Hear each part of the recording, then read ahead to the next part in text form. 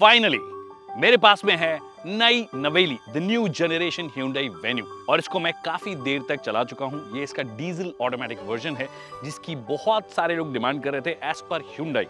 अगर आप उन लोगों में से हो तो खुशखबरी है क्योंकि मैं इसको एक्सटेंसिवली चला चुका हूं। बट उसके अलावा भी आपके पास में 1.2 NA है, आपके पास में 1 लीटर टर्बो मैनुअल के साथ में भी है, ऑटोमेटिक के साथ में भी है। एन लाइन वर्जन जो है अगर आप वो भी लेना चाह रहे हो तो उसके साथ भी टर्बो के ऑप्शंस आपके पास में अवेलेबल है। बट असली सवाल ये है कि क्या वाकई में ये ओवरऑल मच बेटर कार बन गई है अगर आप पुरानी वाली वेन्यू से कंपेयर करो। जो भी उसमें कमियां थी क्या वो दूर कर पाए हैं इस बार in terms of driving, in terms of comfort, in terms of features या ओवरऑल जब आप प्रोडक्ट को देखते हो।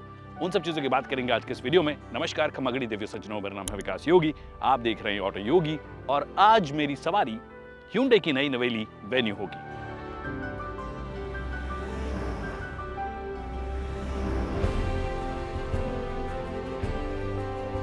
Alright, so the first things first, ये इसका HX10 डीजल ऑटोमेटिक वेरिएंट है।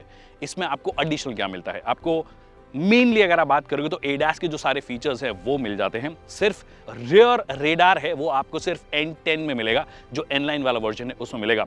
बाकी फ्रंट आपके लिए रेडार मॉड्यूल है वो यहाँ पे लगा दिया गया है। उसके अलावा कैमरा मॉड्यूल है वो लगा दिया गया है। फ्रंट में 4 पार्किंग सेंसर्स आपको मिलते हैं, पीछे की साइड भी पार्किंग सेंसर्स आपको मिलते हैं। साइड भी ये बोलते हैं कि साइड पार्किंग सेंसर्स भी हैं, बट साइड पार्किंग सेंसर्स क्या काम करते हैं क्या नहीं करते हैं अभी तक मैं फिगर आउट नहीं कर पाया। हो सकता है कि एक्सपोर्ट जो मॉडल हो उसके अंदर ये ऑटो पार्क असिस्ट जो एक फीचर आता है वो भी देते हैं, जो कि हमारे यहाँ पर नहीं देते हैं अभी के लिए। तो हो सकता है वो उन्होंने मेंशन कर दिया, बट मोटे मोटे तौर पर ADAS के सारे फीचर्स आपको मिल जाएंगे। 360 डिग्री कैमरा जो है वो आपको इस वाले वेरिएंट में मिलता है। तो ये कुछ एक एडिशनल फीचर है जो कि मैं यहाँ पे क्लियरली मेंशन कर दूंगा, बट मोटे मोटे जो फीचर्स हैं जो एक्स्ट्रा मिलते हैं वो यही वाले फीचर्स आपको मिलने वाले हैं। बट पॉइंट ये है, क्या ये वेरिएंट आपको कंसिडर करना भी चाहिए नहीं करना चाहिए? मेरे हिसाब से इनका जो सबसे वैल्यू फॉर मनी डीजल का वेरिएंट है वो है HX5। अगर आप मैनुअल ले रहे हो तो फिर उसके लिए आपके लिए HX2 जो है वो सबसे बेहतरीन ऑप्शन मुझे नजर आता है। इसके अंदर सारे स्टैंडर्ड सेफ्टी फीचर्स मिल जाते हैं और बहुत बड़ी लिस्ट है। 16 इंच के स्टील व्हील्स मिलेंगे, अलॉय व्हील्स नहीं मिलेंगे। इनफैक्ट अलॉय व्हील्स जो हैं वो आपको और ज्यादा ऊपर वेरिएंट जब आप जाते हो HX7 वहां पे मिलते हैं। उसके अलावा अगर आप HX5 ट्रिम लेते हो तो मेरे हिसाब से वो भी एक बेहतरीन ऑप्शन लोगों के लिए हो सकता है। तो ये मोटे मोटे सारे फीचर्स की लिस्ट है। तो अगर आप इसको कंसिडर कर रहे हो तो 3 ट्रिम लेवल्स हैं जिसमें से आपको चूज करना है HX2, HX5 and HX6 depending कि आपको कौन सा पावर ट्रेन ऑप्शन चाहिए। इसके ऊपर वाले मुझे ओवर प्राइस्ड नजर आते हैं और HX4 जो है वो थोड़ा सा कम सेंस वाला नजर आता है क्योंकि उसके अंदर ना टर्बो मिलता है ना डीजल आपको मिलता है। बट पॉइंट जो है, असल मुद्दा है वो ये है कि प्लेटफॉर्म कौन सा है। ये मैं आपको already I think first video में बता चुका हूं। ये वही प्लेटफॉर्म है जिस पर कि सिरोस भी बनी है। बस सिरोस का जो व्हील बेस है वो थोड़ा और लंबा है। 2550 mm का व्हील बेस आपको मिलता है, यहाँ पे 2520 mm का है। पुराने वाले से कंपेयर करोगे तो 20 mm बड़ा है। अब 20 mm सुनने को बहुत ज्यादा लगता है, बट 2 सेंटीमीटर या फिर 0.8 इंचेस इतना बढ़ोतरी हुई है। क्या उससे अंदर स्पेस एक्चुअली बड़ा है? वही देखने वाली बात होगी, क्योंकि जो बूट स्पेस है वो एक्चुअली 25 लीटर बढ़ा दिया है, तो थोड़ा तो वहां पर भी उसने जगह ली है। बाकी देखिए, एक चीज जो देखते आपको समझ में आएगी कि road presence wise this has become much much better than the existing venue. Existing venue थोड़ी छोटी नजर आती है कुछ एंगल से, स्पेशली अगर आप ये वाला पर्टिकुलर चीज देखोगे तो यहां से थोड़ी बहुत क्रेटा, थोड़ी बहुत ब्रेजा की याद आती है। और एक लंबाई जो है, हालांकि 4 मीटर ही अभी भी 3995 mm, बट ऑन रोड ये ज्यादा बड़ी नजर आती है, ज्यादा ब्रॉड भी नजर आती है। आई थिंक वो because of the design elements वही वाली चीज है। हालांकि विड्थ की अगर आप बात करोगे तो 30 मिलीमीटर के आसपास बड़ी है। 30 मिलीमीटर अगेन लगभग 1.20 इंचेस या 3 सेंटीमीटर आप बोल दो, बट जिस हिसाब से डिजाइन किया है तो वो थोड़ी ब्रॉड नजर आती है।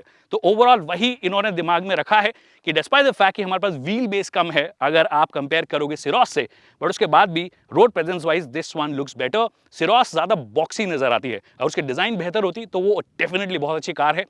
अंदर से तो वो अभी भी बेहतर कार है। अभी मैं अंदर जाऊंगा तब आपके उसके बारे में बताऊंगा। 200 mm का ग्राउंड क्लियरेंस है। अगेन कुछ राइवल से ज्यादा है, कुछ राइवल्स के लगभग बराबर है, बट 200 mm का ग्राउंड क्लियरेंस जो कि मुझे लगता है कि बहुत सारे लोगों को सही लगेगा।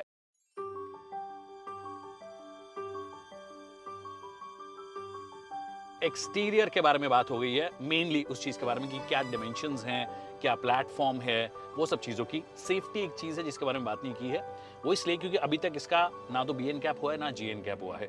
बट जैसे कि मैंने फर्स्ट लुक वीडियो में भी बोला था और उससे पहले भी एक वीडियो बनाया था जब उसमें बोला था कि ये प्लेटफॉर्म जो है वो K1 का ज़्यादा रीइंफोर्स्ड प्लेटफॉर्म है, ज़्यादा स्ट्रिंजेंट है, ज़्यादा बेटर मटीरियल्स का इस्तेमाल हुआ है and you feel that everywhere, बाहर से अंदर से बहुत अच्छी वेल बिल्ट ये गाड़ी नज़र आती है। तो कोई बड़ी बात नहीं होगी कि ये इनकी अगर GN कैप में जाती है तो इनकी highest rated made in India car बन जाए, जिसकी मैं उम्मीद भी कर रहा हूँ। अब कई लोगों को दरवाजे का वेट वगैरह वो सब भी जानना होता है। आप बैठोगे, दरवाज़ा बंद करोगे, जो एकदम प्रॉपर रीअश्योरिंग फील है ना, वो इनकी क्रेटा में भी नहीं मिलती है, एल्कजार में भी नहीं मिलती है, जो कि इससे एक सेगमेंट ऊपर की गाड़ियां हैं। वेन्यू की तो बात ही नहीं कर रहा मैं, बट इस बार इन्होंने उस तरीके का मटेरियल यूज़ किया है, ज़्यादा बेटर लग रहा है स्ट्रक्चर वाइज भी। तो I hope it performs well. मैं उम्मीद करके बैठा हूँ क्योंकि सिरोस ने बहुत अच्छा परफॉर्म किया BN कैप में, आई होप ये भी कर दें। बट बात है क्वालिटी लेवल्स की अंदर की भी, जो कि आपको देखते ही नजर आएगी। Fit and finish levels are fantastic, आप कहीं से भी टच कर लीजिए। हाँ, यहाँ पे सॉफ्ट टच मटेरियल्स का इस्तेमाल नहीं है डैशबोर्ड पे, बट जो सिलेक्शन ऑफ प्लास्टिक है यहाँ पे हर जगह पे बहुत अच्छा प्लास्टिक नजर आता है, बहुत बढ़िया फिट एंड फिनिश लेवल्स नजर आते हैं। Wherever you touch, बटन्स की क्वालिटी की बात कर लीजिए। पहली बात तो बटन्स दे दिए हैं, वही बहुत बड़ी बात है। आजकल बहुत मैन्युफैक्चरर्स जो हैं वो इतने मिनिमलिस्ट होने की कोशिश कर रहे हैं कि सारे बटन्स ही गायब कर दो। भैया इतना मिनिमलिज्म नहीं चाहिए हमें। मुझे AC के लिए बटन चाहिए, मुझे फैन स्पीड एडजस्ट करने के लिए बटन चाहिए, वॉल्यूम, ये सब चीज़ों के लिए बटन चाहिए, हैज़ार्ड के लिए बटन चाहिए, 2-in-1 जो कि MG करता है। कई ब्रांड्स हैं जो कि बहुत ज़्यादा मिनिमलिस्ट हो रहे हैं। इनफैक्ट इन्होंने भी कुछ गाड़ियों में कोशिश की है कि 2-in-1 फीचर दे देते हैं। टैप करोगे तो फिर आपका मीडिया कंट्रोल आ जाएंगे, टैप करोगे तो फिर आपका AC कंट्रोल आ जाएगा। बट यहाँ पे डेडिकेटेड बटन्स है and I think I should definitely appreciate it. Another thing that I should appreciate is कि फोकस जो है वो पैनोरामिक सनरूफ को ना देकर छोटू सनरूफ दिया गया है। तो बच्चों को सुखाने के लिए आपको छोटी जगह मिलती है, आपको नहीं सुखाने हैं, ऑफ कोर्स आपको नहीं सुखाने हैं। बट अगर ये इस वजह से किया गया है कि स्ट्रक्चरल रिजिडिटी बनी रहे, तो I think I should appreciate Hyundai for that. But point ये है कि कितना स्कोर करेगी ग्लोबल इन कैप में या BN कैप में, जब उसका रिजल्ट आएगा तब एक्चुअली हमें ज़्यादा पता पड़ेगा कि कहीं माहौल ही बना दिया हो, रियलिटी में कुछ और हो। मैं उम्मीद कर रहा हूँ कि बेटर होगा क्योंकि सिरोस का प्लेटफॉर्म बेटर है और सेम प्लेटफॉर्म पे बनी है। The steering wheel feels very good. Ionic वाली जो स्टीयरिंग है वो वाली दी गई है। हालांकि आयोनिक में यहाँ पर आपको वो लिटअप भी होता है, ये लिटअप नहीं होता है, ये इन्होंने क्रोम का इस्तेमाल किया है। पेडल शिफ्टर्स अगर आप ऑटोमेटिक ले रहे हो तो वो आपको मिल जाते हैं। Every way you touch it just is very very good in terms of quality. यहाँ पर भी टॉप पे सॉफ्ट टच नहीं है, यहाँ पे सॉफ्ट टच नहीं है। सॉफ्ट टच एक्चुअली जहाँ पे आपका हैंडल है वहाँ पर आपको सॉफ्ट टच नज़र आता है, जो कि ऑफकोर्स लेदर जो फॉल लेदर होता है उसका इस्तेमाल किया है। यहाँ पर भी आपको सॉफ्ट टच नज़र आता है। सीट्स की क्वालिटी की भी अगर आप बात करोगे तो बहुत अच्छी क्वालिटी सीट्स की नज़र आ रही है। वेंटिलेटेड सीट्स फ्रंट में आपको मिल गई है। सिरोस में एक्चुअली पीछे वाला जो पैसेंजर होता है उसको भी जो बेस होता है वहाँ पर आपको वेंटिलेटेड सीट्स मिल जाती है। हाँ, पूरी सीट नहीं होती है बट वेंटिलेटेड सीट्स दी गई है। यहाँ पर फ्रंट सीट्स हैं। ये सेंटर कंसोल जो एरिया है वो भी बहुत खूबसूरत नज़र आता है, बहुत बढ़िया लगता है और स्पेशली एम्बिएंट लाइट के साथ में बहुत ही बढ़िया नज़र आता है। सेम एम्बिएंट लाइट आपको डैशबोर्ड पे भी नज़र आती है यहाँ पे बीच में, and it looks really good. कहीं पे भी आप टच कर लीजिए, I can straight away tell you this is one of the best that we have seen. In fact it is better than the Creta and the Alcazar in terms of quality. बाकी ये दो curved screen देने की कोशिश की है, 12.3 inch, 12.3 inch. अगर आप इससे लोअर वेरिएंट्स में जाते हो, लोअर ट्रिम्स में जाते हो तो वहाँ पर 10.25 इंच की मिलती है और कर्व्ड डिस्प्ले आपको नहीं मिलती है, वो स्ट्रेट डिस्प्ले होगी। वो कैसी होगी जब मैं देखूंगा तब उसके बारे में बात कर लेंगे। बट 10.25 इंच भी जो इनकी एग्जिस्टिंग कई सारी गाड़ियों में आती है वो वाली स्क्रीन है। ये वाली बहुत ही स्मूथ टच स्क्रीन है, बहुत अच्छे से काम करती है, कहीं पर भी लैग अभी तक हमें नज़र नहीं आया है। वायरलेस एंड्रॉइड ऑटो और एप्पल कारप्ले फाइनली इनकी एक गाड़ी में आ गया है, जो कि टॉप एंड वेरिएंट में। लोअर वेरिएंट्स में ये देते थे। अब उसका लॉजिक ये था क्योंकि वो वाली यूनिट्स जो थी, जो इनकी टच स्क्रीन इंफोटेनमेंट यूनिट्स थी, उनमें वो लाइसेंसिंग वाला एक था चीज़ और वो कंपैटिबल नहीं थी। लोअर ट्रिम्स में जो छोटी वाली स्क्रीन आती थी वो कंपैटिबल थी। तो अब टॉप एंड वेरिएंट में भी आपको वायरलेस एंड्रॉइड ऑटो और एप्पल कारप्ले मिलने लगा है, which is nice. This instrument cluster also looks really nice. कितनी भी ज़्यादा धूप हो, आपको विजिबिलिटी जो है बहुत अच्छी ये ऑफर करता है। अगर आप इसका N-line लेते हो तो अलग से स्टीयरिंग आपको मिल जाती है, थोड़ा स्पोर्टी स्टाइल की। इसमें ड्राइव मोड और ट्रैक्शन मोड जो है यहाँ पे वो गोल गोल से बटन दे दिए हैं जो कि एक्चुअली अच्छे लगते हैं, बहुत देखने के अंदर बहुत बढ़िया लगते हैं वो। तो वो अगर आप ले रहे हो तो ऑल ब्लैक आपको मिलेगा। हालांकि उसके अंदर भी आपको टिल्ट एडजस्टमेंट ही मिलता है, टेलीस्कोपिक एडजस्टमेंट नहीं मिलता है, यहाँ पर भी नहीं मिलता है। आई विश जिस हिसाब की कॉस्टिंग इस प्रोडक्ट की जा रही है टॉप एंड वेरिएंट की, अरे भैया आप भी जाइए, ये मक्खी गई, ओके। तो जिस हिसाब की कॉस्टिंग जा रही है, कई सिटीज़ के अंदर 18 लाख, 18.5 लाख, कई सिटीज़ में 19 लाख से ऊपर जा रही है, तो आप टेलीस्कोपिक एडजस्टमेंट जो है वो भी आप उम्मीद करते हो, वो यहाँ पे नहीं दिया गया है। आप पीछे वाली सीट पे चलते हैं और देखते हैं कि 6 फुट का बंदा अगर यहाँ पे बैठेगा तो पीछे कोई बंदा बैठ सकता है या नहीं बैठ सकता है। तो आगे वाली जो सीट है वो लगभग 6 फीट के आदमी के हिसाब से एडजस्टेड है।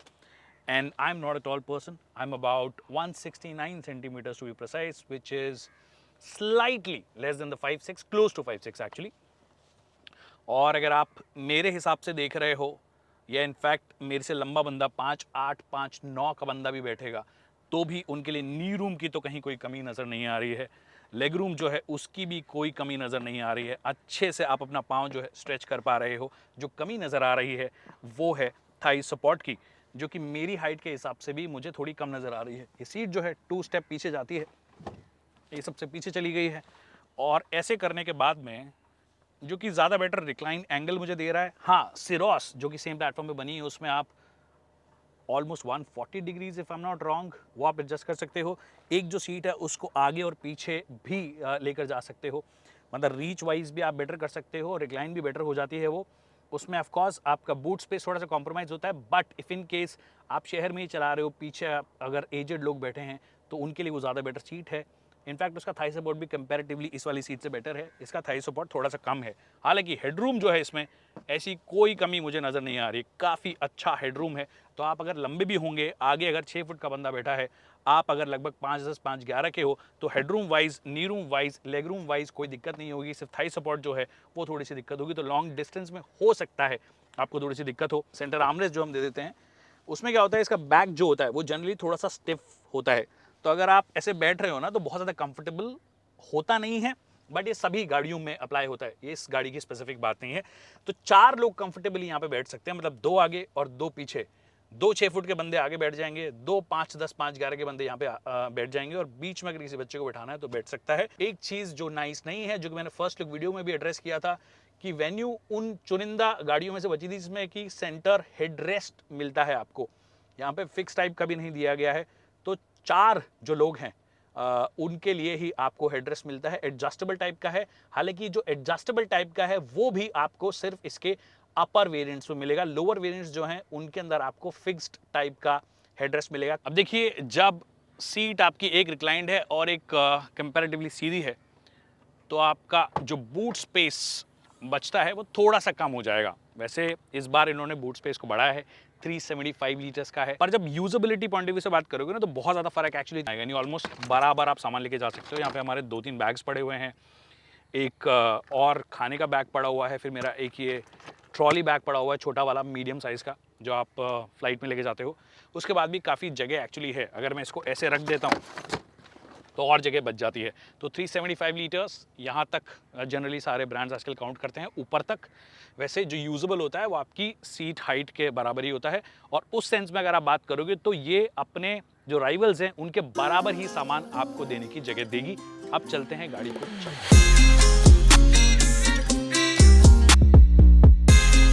हम सब लोग डीजल क्यों लेते हैं? डीजल का एक बहुत बड़ा रीज़न है उसकी फ्यूल एफिशिएंसी, उसका माइलेज जो कि इम्पैक्टेबल होता है।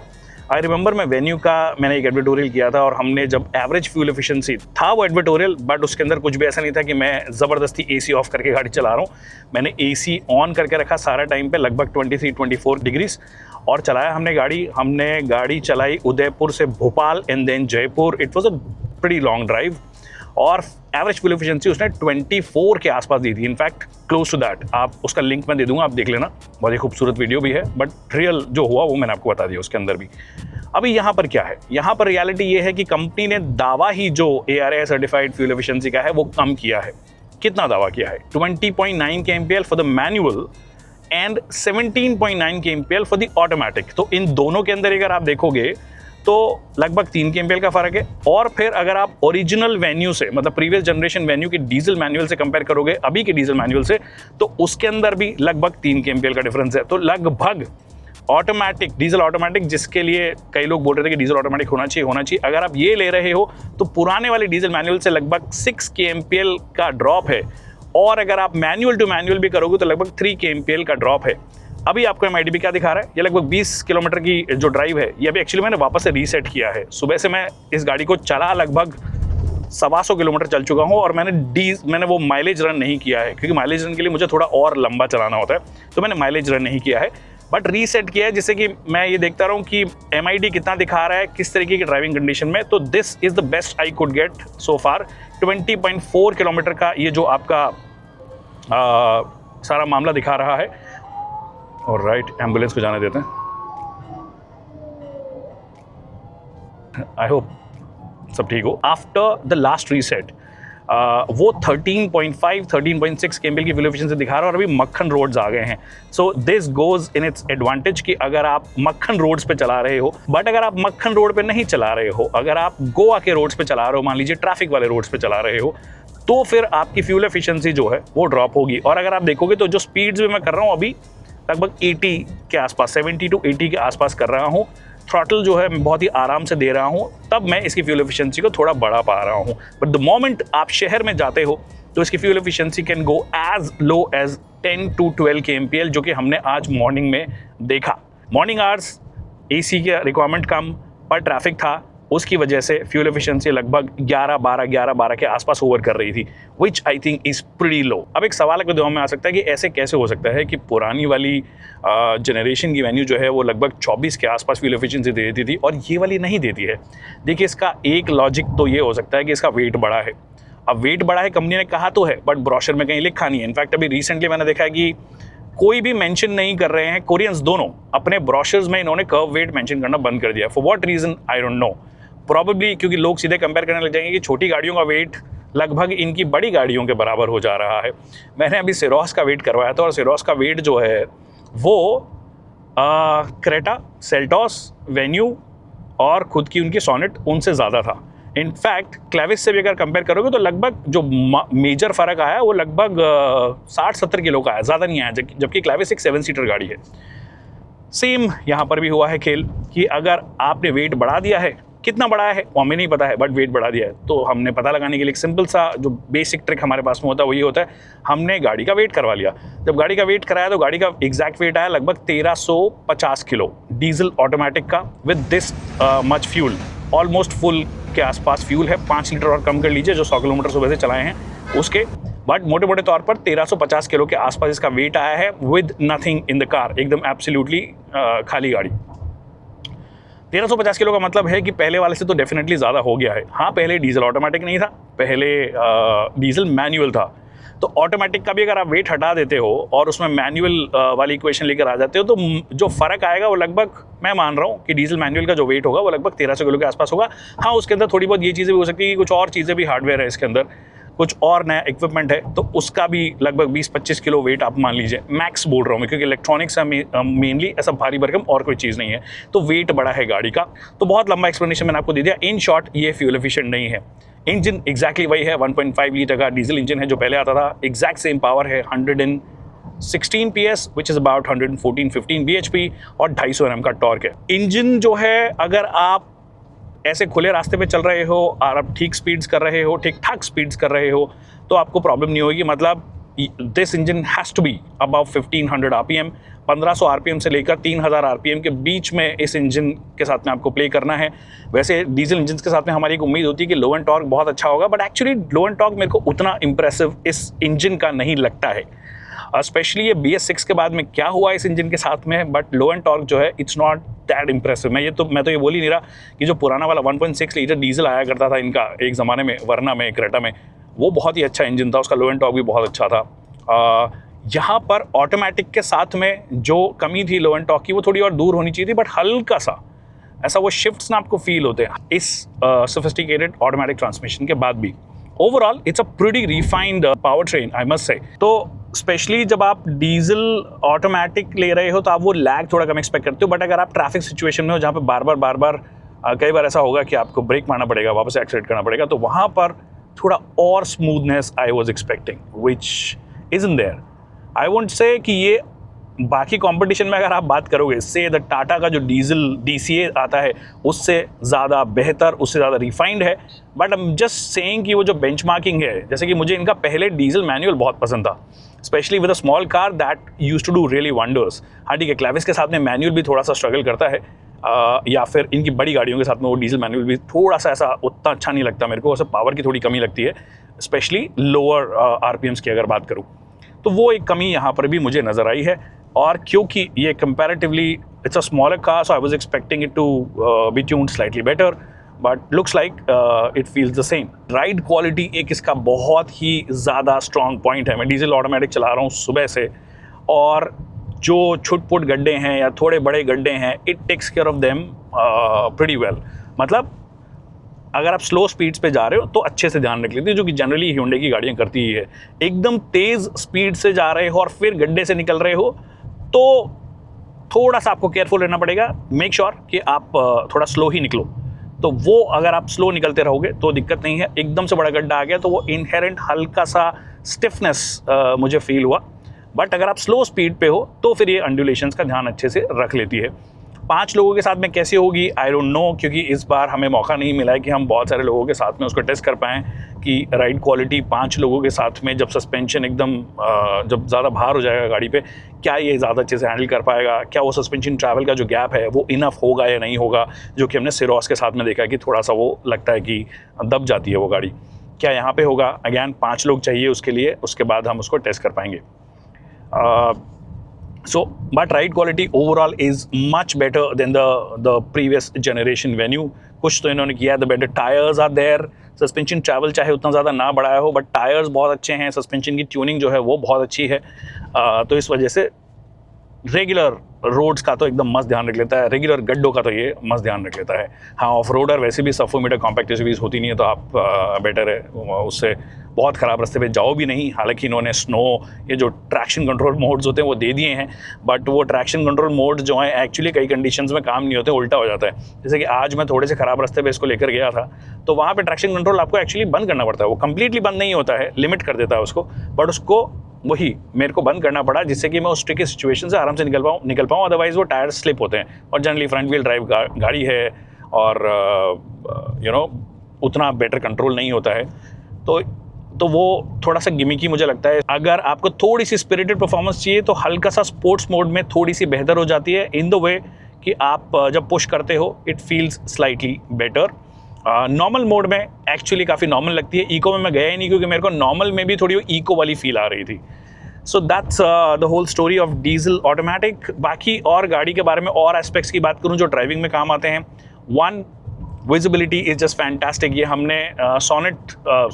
हमने सिरोस के केस में भी कहा था कि बहुत अच्छी विजिबिलिटी, क्योंकि प्रॉपर बॉक्सी सा शेप है और स्ट्रक्चर जो है उस तरीके का सपोर्ट भी करता है, तो विजिबिलिटी बहुत अच्छी है। बड़े ORVMs हैं, ऑटोडिमिंग IRVM आपको अपर वेरिएंट्स में मिल जाते हैं। देख रहे हो बोनट आपको बहुत ही क्लियरली नज़र आ रहा है। इस बार पूरा ध्यान रखा है इन्होंने वेन्यू में, जहाँ पे थोड़ा नीचे बोनट था, ये तो थोड़ा सा अपराइट नज़र आ रहा है हल्का सा। ज़्यादा बहुत अच्छी विजिबिलिटी आपको ये देता है। It's also one of the easiest cars to drive. Steering का वेट जो है वो शहरों के हिसाब से एकदम परफेक्ट रहता है।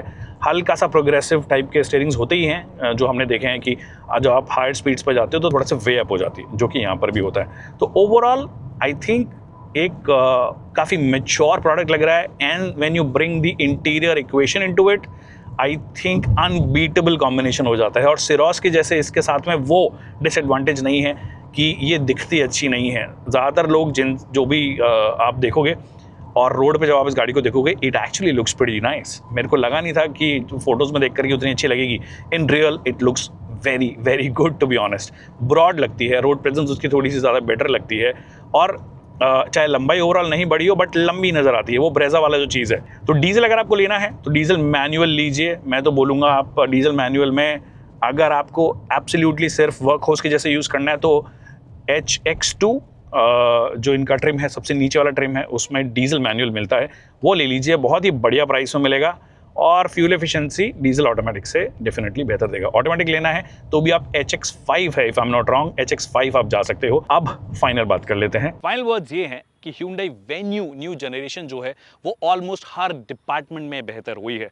आप क्वालिटी की बात कर लीजिए, अंदर से बाहर से स्पेस की बात कर लीजिए, रोड प्रेजेंस की बात कर लीजिए, फीचर्स की बात कर लीजिए, लगती है कि नेक्स्ट जनरेशन अपडेट है, उस तरीके के मैसिव इंप्रूवमेंट्स किए गए हैं। 2-3 चीज़ें जो मुझे समझ में नहीं आई है उनके बारे में वैसे मैंने पूरे वीडियो में बात कर ली है, बट समझ में जो नहीं आया वो ये है कि डीजल ऑटोमेटिक एक्चुअली है किसके लिए। अगर डीजल ऑटोमेटिक अगर आप उन लोगों को टारगेट कर रहे हो जो कि एक शहर से दूसरे शहर जाते हैं बट कंफर्ट में जाना चाहते हैं, बार बार गियर चेंज नहीं करना चाहते हैं, तो एक्चुअली वो तो मैनुअल में भी नहीं होता। 5th गियर 6th गियर में चलाते हो, रखते हो गाड़ी को, बढ़िया क्रूज कंट्रोल पे आप सेट करोगे और चलते रहोगे। एक्सप्रेस वेज पर ऑटोमेटिक हो या मैनुअल हो, आपको टॉप गियर में क्रूज कंट्रोल लगा के अगर चलना है या जनरली हायर गियर में चलना है, रिलैक्स्ड होकर चलना है, तो वो चलती रहती है गाड़ी। तो डीजल ऑटोमेटिक किसके लिए है?